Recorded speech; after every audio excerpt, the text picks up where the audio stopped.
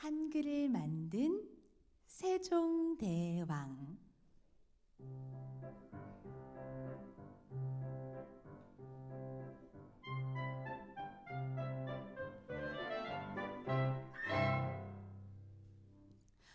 백성들을 아주 많이 사랑한 세종대왕은 어떻게 하면 백성들이 편안하게 살 수 있을까?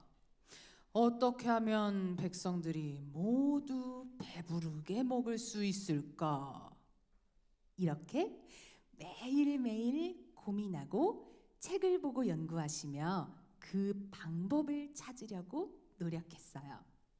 그래서 세종대왕은 집현전이라는 곳에 여러 분야의 학자들을 모았어요. 백성들에게 도움이 될 만한 것을 연구하라. 백성들이 편하게 살 수 있는 방법을 연구하여 널리 알려라. 세종대왕은 자나깨나 백성들을 위해 연구하고 생각했어요.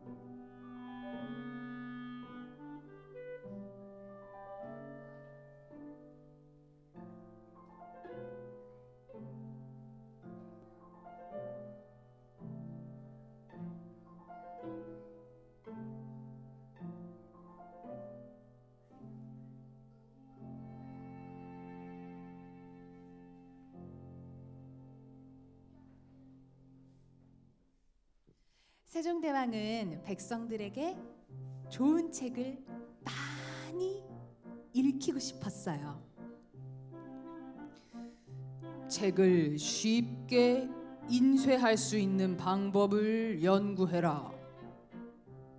집현전학자들은 열심히 연구해서 깨끗하고 쉽게 인쇄되는 새 활자를 만들었어요.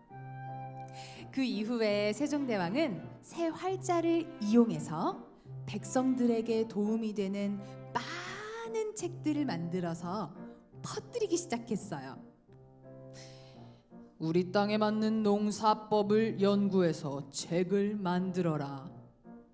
집현전의 학자들은 열심히 연구해서 농사직설이라는 농사에 도움이 되는 책을 만들었어요. 세종대왕은 고려서라는 역사책도 만들고 예의 바르고 훌륭한 사람들 이야기가 담긴 삼강행실도라는 책도 만들어서 백성들이 읽도록 하였어요.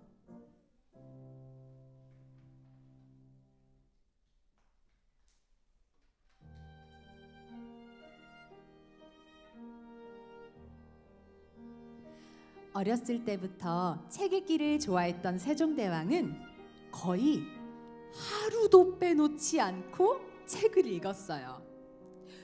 공자, 맹자, 과학, 의학, 음악, 문학, 역사 등등 어떤 책이든 종류를 가리지 않고 열심히 읽었어요. 그런데 세종대왕이 읽은 책은 모두 중국의 글자인 한자로 쓰여져 있었어요. 정확한 뜻을 알기에도 너무 어려웠고 열심히 공부를 해도 틀리는 경우가 많아서 백성들이 배우기에는 어려웠어요. 어느 날 세종대왕이 생각했어요. 우리 백성들이 쉽게 익힐 수 있는 글이 있다면 얼마나 좋을까? 그래서 결심했죠.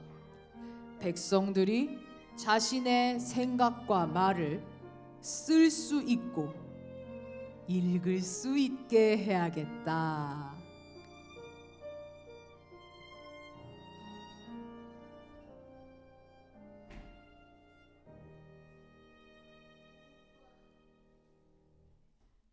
세종대왕은 집현전에 젊고 똑똑한 학자들을 비밀리에 불러들였어요. 우리의 말에 맞는 새로운 글자를 만들어야겠다. 당시 우리나라는 중국의 눈치를 볼 수밖에 없는 상황이었기 때문에 우리만의 글자를 만든다는 건 매우 조심스러운 일이었어요. 집현전 학자들은 우리 글을 만드는 것을 반대하는 사람들에게 들키지 않도록 조심하며 연구하기 시작했어요.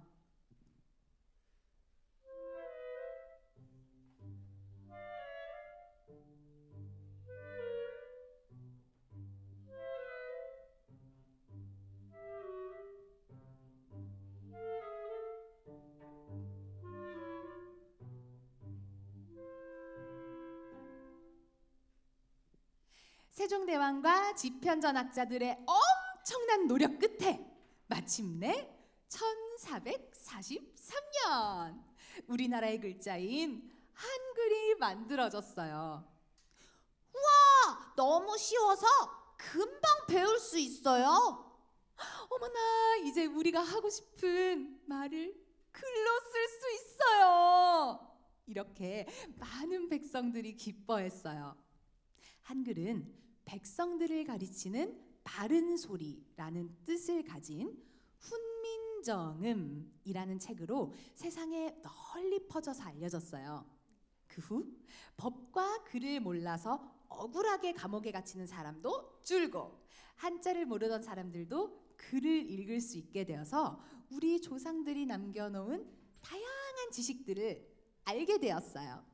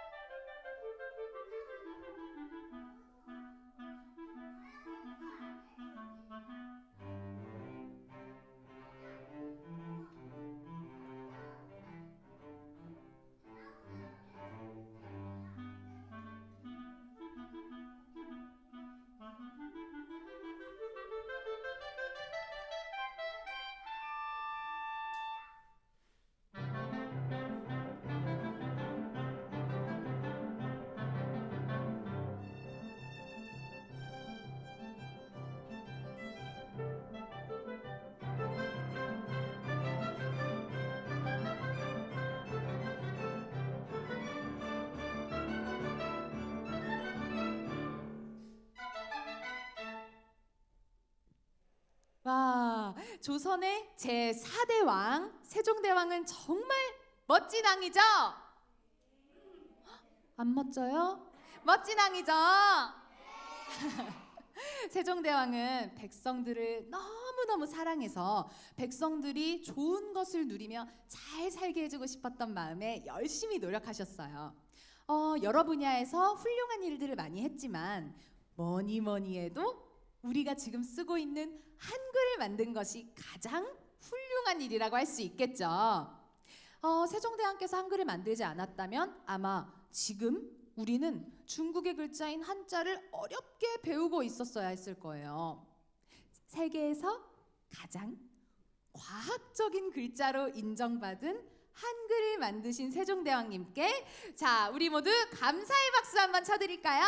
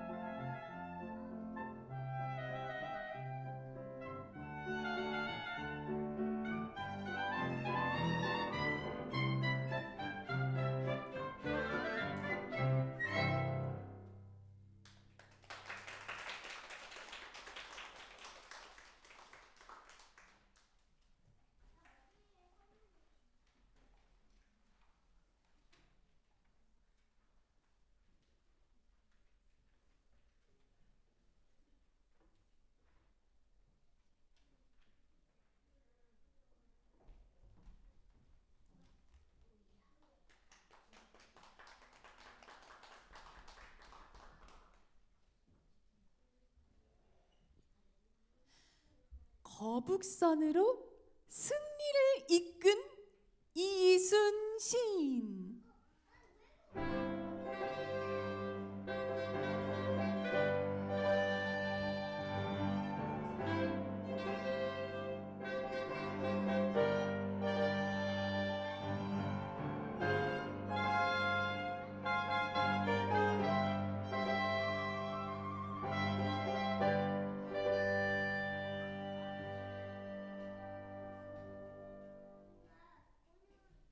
어린이 여러분, 어린이 여러분, 여러분은 혹시 이순신 장군이 어떤 분이었는지 들어본 적이 있나요? 정말요? 이순신 장군은 약 400년 전쯤에 바다를 지키는 장군이었어요. 준비성이 철저한 이순신 장군은 해군들을 훈련시키고 일본이 쳐들어올 것을 대비해서 군대도 보충하고 전쟁을 잘할 수 있는 배도 만들었어요. 이 배가 바로 여러분들도 모두 알고 있는 맞아요. 거북선이에요.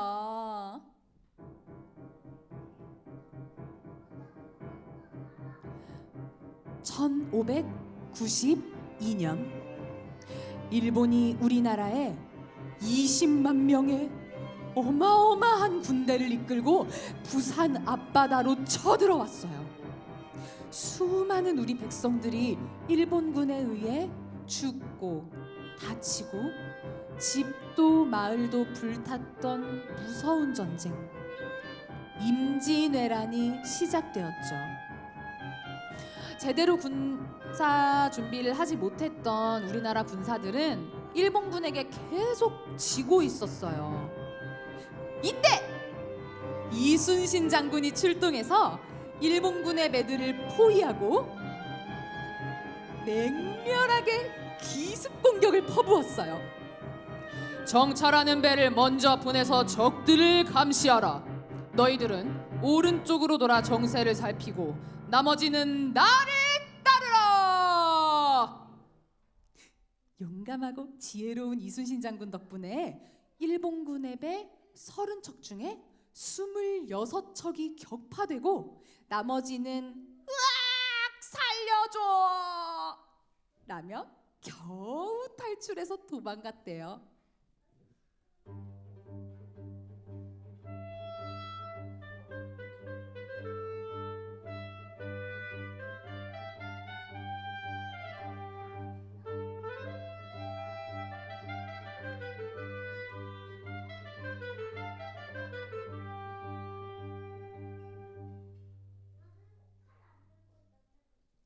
이순신 장군은 일본군과의 전투를 모두 승리로 이끌었어요. 와, 정말 대단하죠?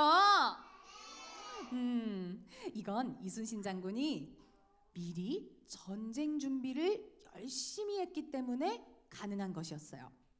군사 훈련도 열심히 하고 무기 창고와 식량 창고를 꼼꼼히 점검하고 새로운 무기도 계속 연구하고 개발했어요.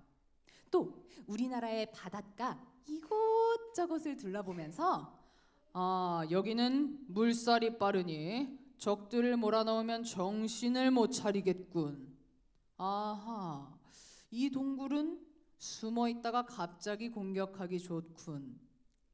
이렇게 지역의 특징을 잘 살피고 공부했기 때문에 그렇게 뛰어난 작전을 펼치는 장군으로 활약할 수 있었던 것이었죠.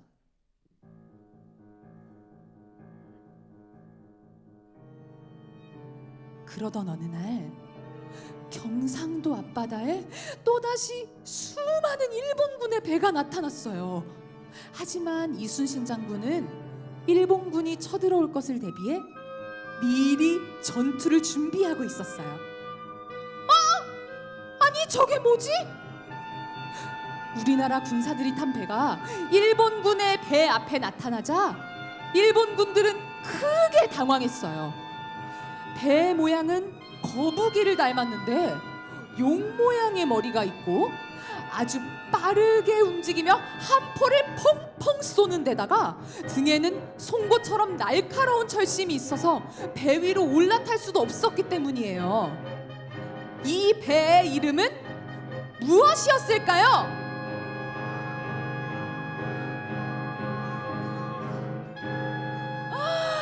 맞아요. 거북선이었어요. 거북선은 조선 해군의 최고 무기였어요. 다른 배들이 물살이 거센 곳으로 일본군의 배를 유인하면 거북선이 그 중간을 빠르게 치고 들어가서 포를 쏘고 충돌하여 일본군의 배를 침몰시켰어요. 후퇴하라! 후퇴하라! 대장을 잃은 일본군들은 허둥대며 도망가기 시작했고 물에 빠진 일본인들은 허우적거렸죠. 훗날 명량대첩이라고 불리는 이 치열한 전투에서 이순신 장군은 단 13척의 배로 일본군의 배 133척을 이기고 크게 승리를 했어요.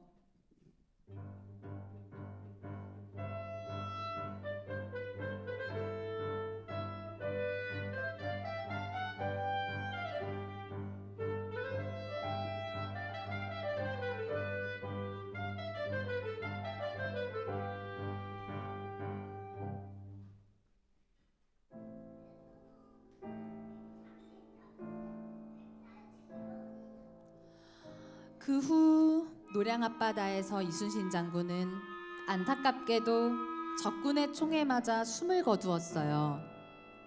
비록 이순신 장군은 이 전투에서 목숨을 잃었지만 용맹하고 지혜로운 이순신 장군의 지휘 덕분에 우리 해군은 크게 승리했어요.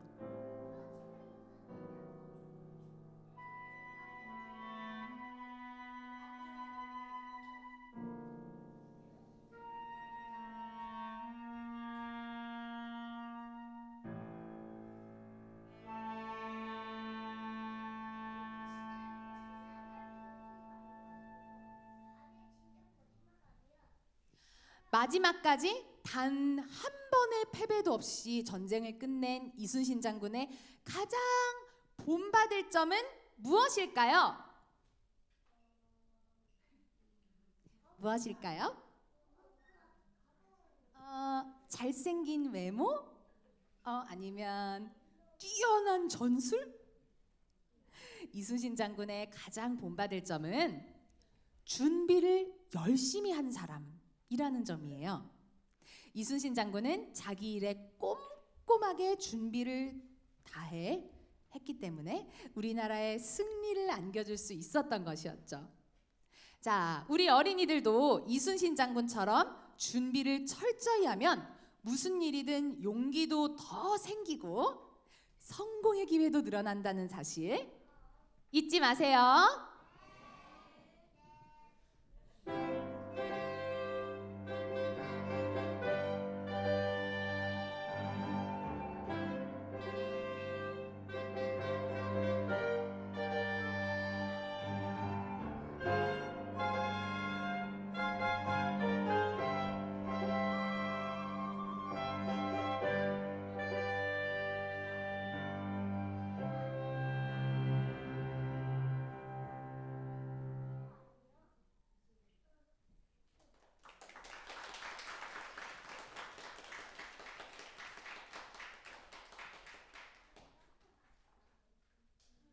지금부터 10분간 휴식이 있겠습니다.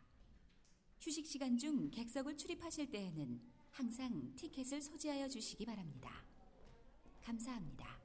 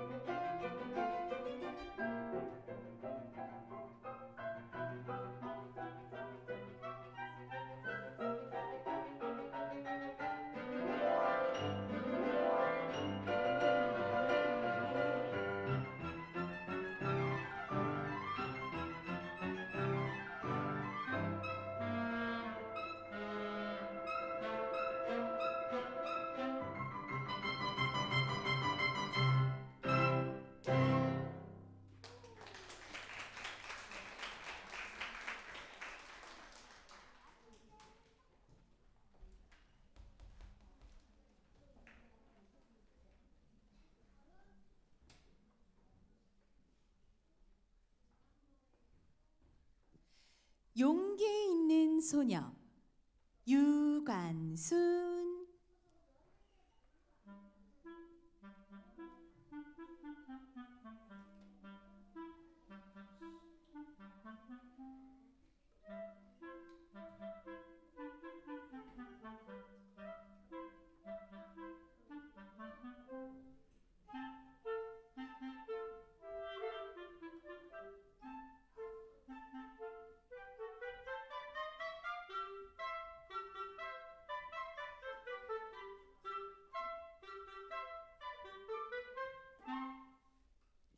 자, 이번에는 용감한 소녀 유관순에 대해 이야기를 해볼까요? 유관순은 우리나라가 일본의 나라를 빼앗겼을 때 어린 나이에도 불구하고 우리나라를 위해 독립을 위해 만세를 부른 소녀였어요. 자, 우리 어린이들은 몇 살이에요? 5살. 유관순은 4살 때 우리나라가 일본에게 나라를 빼앗기는 아주 슬픈 일이 일어났어요. 그때 유관순의 아버지는 우리나라를 되찾기 위해 학교도 세우고 교회도 세우고 의병들도 돕는 일을 많이 하셨는데, 그래서 일본인들이 유관순의 아버지를 많이 때리고 괴롭혔어요. 하지만 유관순의 아버지는 뜻을 굽히지 않고 우리나라의 독립을 위해 열심히 노력하셨어요. 그 모습을 본 어린 유관순은 와, 우리 아버지 정말 멋있으시다.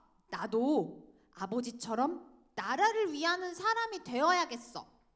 라고 다짐했대요.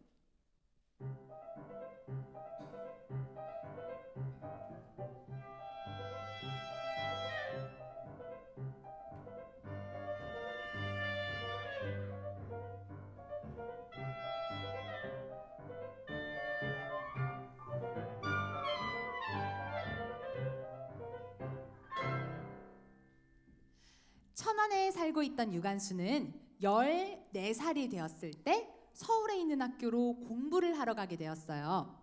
유관순은 공부도 열심히 하고 학교에서 봉사도 열심히 하고 친구들과 장난도 열심히 쳤어요. 덕분에 가끔은 선생님들께 혼이 나기도 했지만 성실하고 똑똑한 유관순을 모두가 좋아했어요.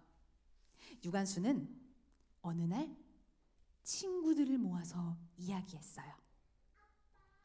얘들아, 우리 비밀 결사대를 만들자.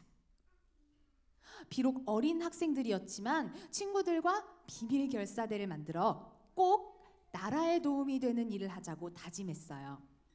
그 뒤로 매일 밤 기숙사에서 몰래 숨어서 친구들과 빼앗긴 나라를 되찾기 위해 기도도 하고 태극기를 직접 손으로도 그리고 또 어떻게 하면 우리나라가 독립할 수 있을지 밤새워 토론도 했대요.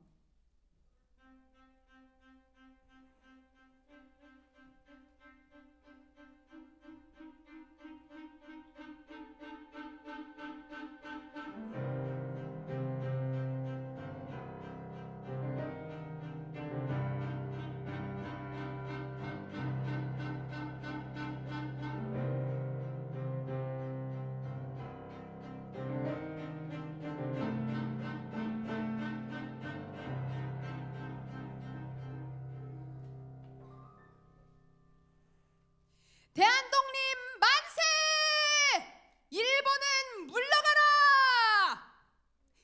1919년 3월 1일 온 국민이 거리로 뛰어나와 만세를 불렀어요.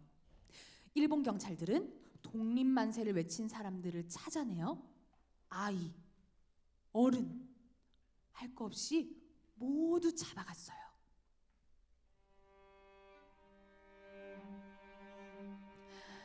사람들과 함께 만세를 부르던 유관순과 친구들도 끌려가 감옥에 갇히고 고문을 당했어요. 다행히 외국인 선교사들의 도움으로 감옥에서 풀려나온 유관수는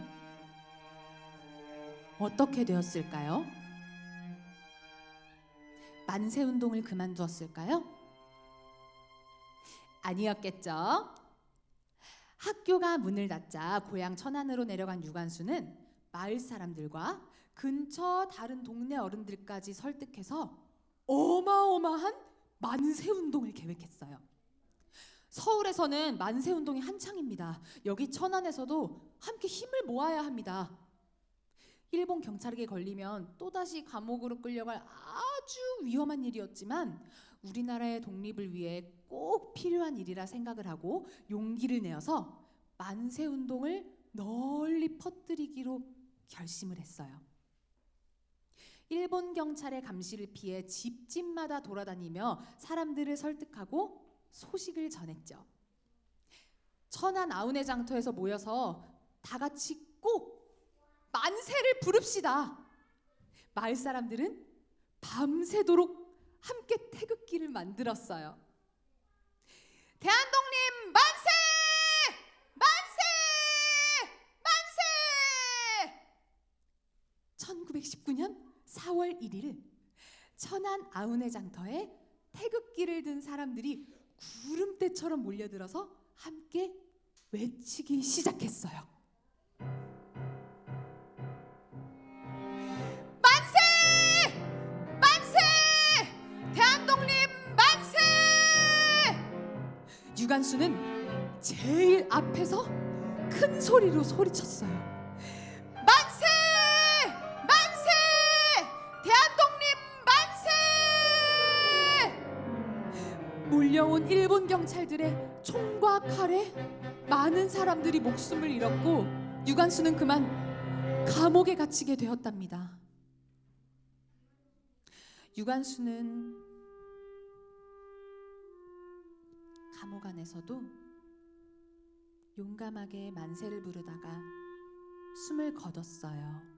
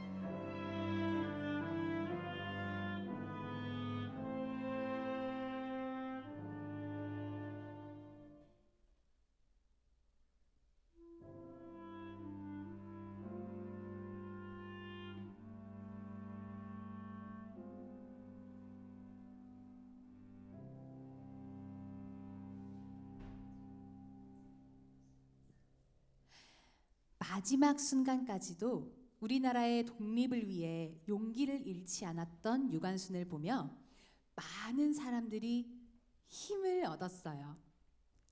비록 어린 소녀였지만 두려움을 이기고 당당히 독립만세를 외친 유관순처럼 우리 어린이들도 옳은 일을 위해서는 용기를 낼 수 있는 아주 씩씩한 어린이들이 되어야겠죠?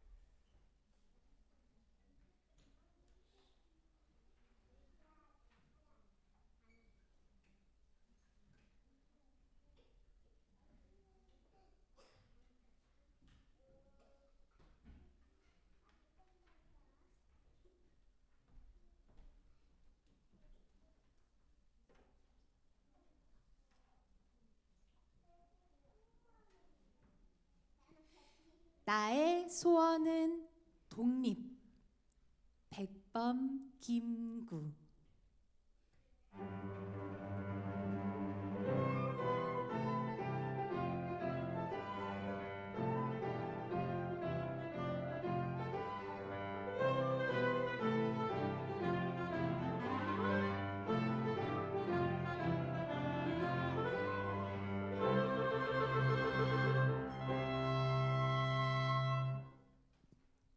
여러분,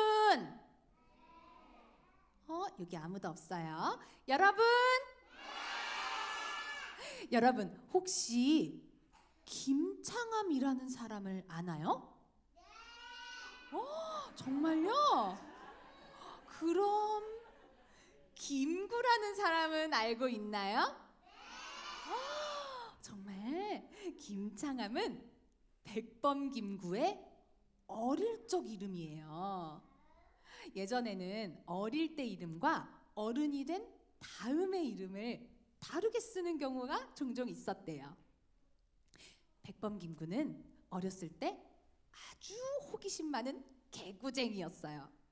숟가락을 엿장수한테 팔아서 엿도 바꿔 먹고, 아버지 비상금으로 몰래 떡도 사 먹으려고 하고, 마을에서 빨래를 하는 시냇가에 물감을 풀어 놀기도 하고 그 때문에 혼나기도 많이 혼났지만 거짓말은 절대 안 했대요.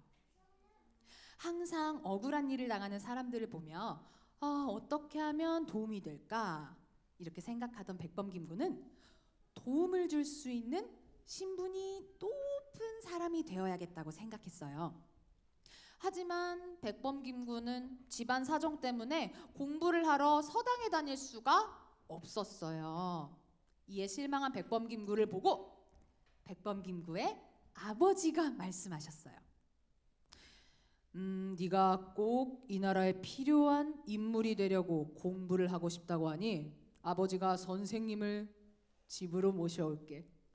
우리와 같은 형편의 아이들을 모아 함께 공부하도록 하자.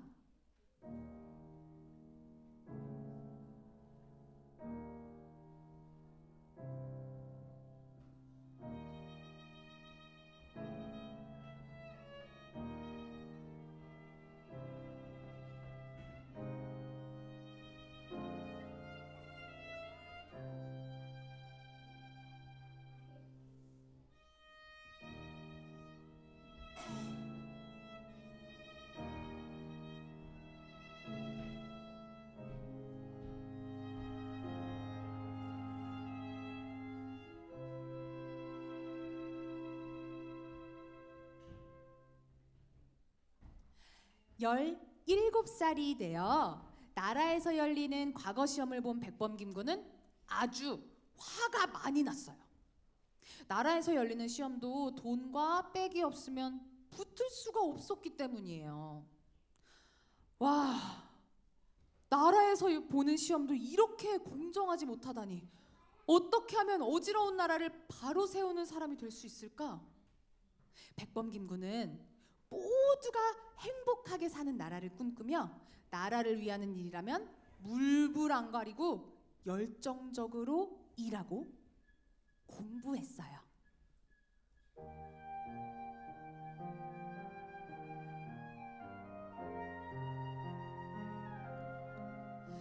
우리나라의 독립을 위해 활동했던 백범 김구는 일본이 아주 싫어하는 인물이 되었어요. 또 독립운동 사건이 일어났군. 이 일에는 김구가 연관이 있을 것이다. 가서 김구를 잡아와라! 일본 경찰은 사건이 터질 때마다 백범 김구를 붙잡아가서 마구 고문하고 괴롭히고 따져먹곤 했대요. 하지만 백범 김구는 절대로 함께 독립운동을 하는 사람들에 대해 이야기하지 않고 꿋꿋이 버텨냈답니다.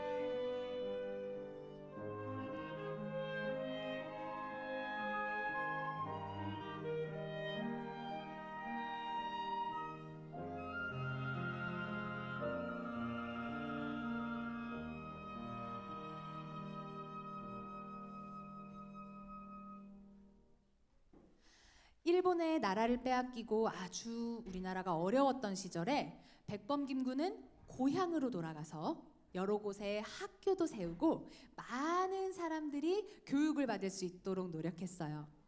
무슨 일이든지 배워야 할 수 있고 교육을 통해 애국심을 키울 수 있다고 생각했죠. 그러던 어느 날 3.1운동이 일어나고 점점 일본의 괴롭힘이 심해지자 백범김구는 점점 독립운동을 하기 어려워졌어요. 나라 안에 머무는 것만이 나라를 위하는 길이 아니야. 다른 방법을 찾아봐야겠어. 백범김구는 우리나라의 독립운동 지도자들이 모여서 임시정부를 만든 중국 상하이로 갔어요. 그곳에서 독립운동가들을 교육하고 도와주면서 일본이 우리나라를 빼앗은 것을 반대하는 운동과 우리나라의 억울함을 세계에 알리려는 노력을 끊임없이 했어요. 그래서 몇 년 뒤에 백범김구는 임시정부를 대표하는 주석의 자리에 올라 대한민국 독립운동을 총지휘하게 되었어요.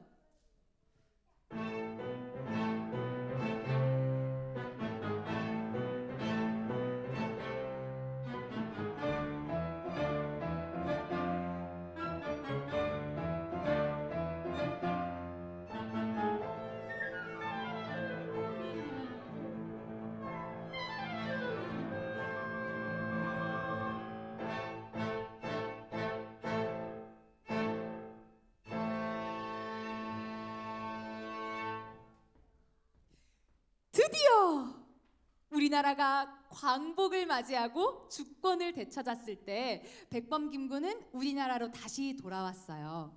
하지만 우리나라가 남과 북으로 갈라지자 아주 크게 슬퍼했어요. 그 후 교육에 힘쓰고 노력하다가 결국 백범김구는 통일된 우리나라를 보지 못하고 죽음을 맞이했어요. 자, 우리 어린이들 백범김구의 나라를 위하는 방법이 무엇이었는지 기억나나요? 자, 원하는 것이 무엇인지 생각하고 그것을 위해 공부하고 노력하는 사람이 되는 것이었죠. 우리 어린이들도 이렇게 열심히 노력하는 어린이들이 될 수 있겠죠? 자, 우리 어린이들 오늘 음악회 즐거웠나요? 우리 다음번에는 더 새롭고 더 재미있는 이야기로 만날게요. 자, 안녕!